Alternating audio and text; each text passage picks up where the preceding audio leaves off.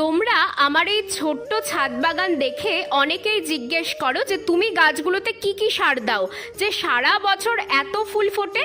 তোমাদের একটা কথা বলি, জানো আমি গাছে কোনো সার দেই না, কারণ আমার কাছে তো সেগুলো অ্যাভেলেবেলই নয়।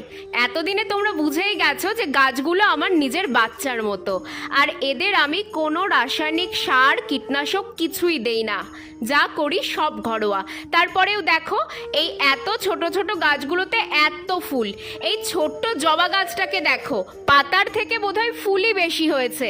কি করে এত ফুল আসে আমার গাছগুলোতে সেই সিক্রেটটাই বলি। চলো, প্রথমেই নিয়ে নিয়েছি একটা কলা। না না, কলাটা লাগবে না, লাগবে আমার কলার খোসা। কলার খোসাতে থাকে প্রচুর পরিমাণে পটাশিয়াম, যা গাছে ফুল ও ফল আনতে খুব সাহায্য করে।